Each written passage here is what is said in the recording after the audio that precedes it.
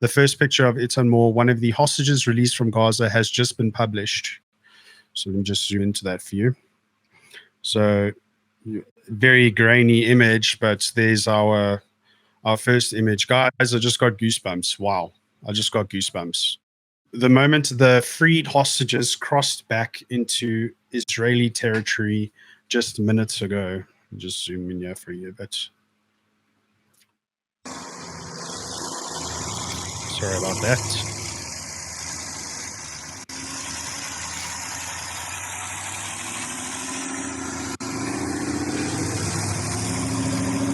So this is from the RDF, by the way.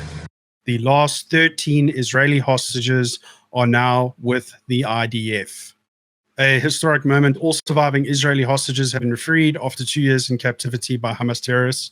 I want to show you this close-up footage here.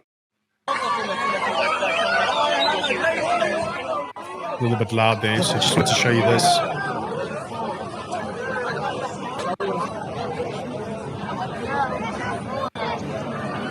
So very close-up footage here.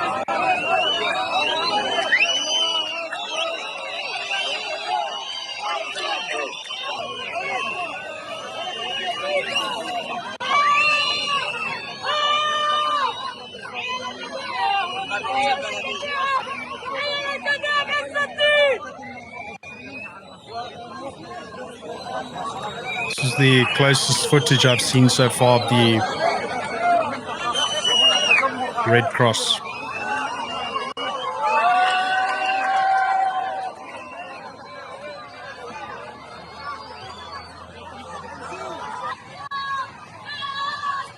All right, I just wanted to share that with you guys. Freed hostage reunites with his family at Reem Base, close to the Gaza border.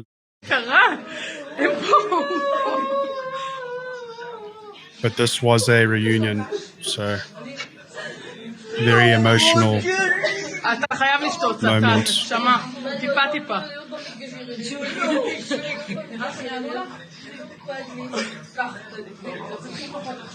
Amazing. Almost unbelievable that that's finally happened. So this is the mainstream media and the way they manipulate these narratives, right? Absolutely vile from BBC. Dr. Khaled Dawas falsely claimed Israeli hostages are military officers, then described terrorists who butchered civilians as people, quote, fighting occupation. Murdering and raping Jews is not resistance. It's barbarism. Let's take a quick listen to this. The Israelis who are being released, the hostages, were innocently attending festivals and at home, that in this particular example, there cannot be equivalence. The equivalence is that a large substantial number of the hostages being released are actually military officers. That's fair enough. I don't begrudge them the fact that they're being released. But on the other hand, you've got a land which is occupied. And for Israel to call them criminals is obviously its own prerogative. They're free to do so. However, these are people who have fought in occupation for decades.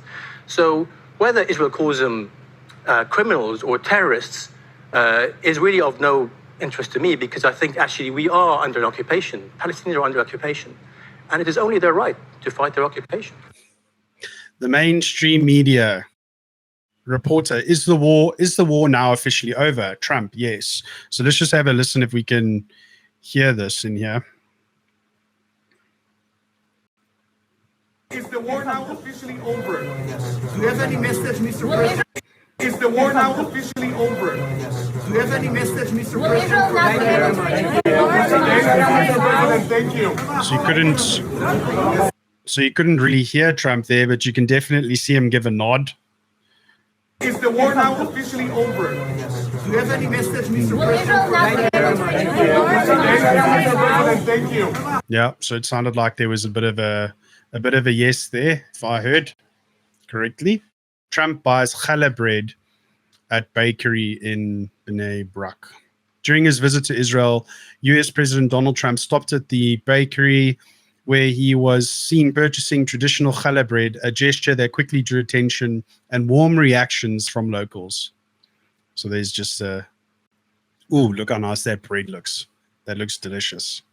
So you've got to admit, Trump is he certainly is quite the character. Netanyahu presented Trump with a golden dove, well deserved. So let me just zoom in here for you. So very nice golden dove there, given to President Donald Trump.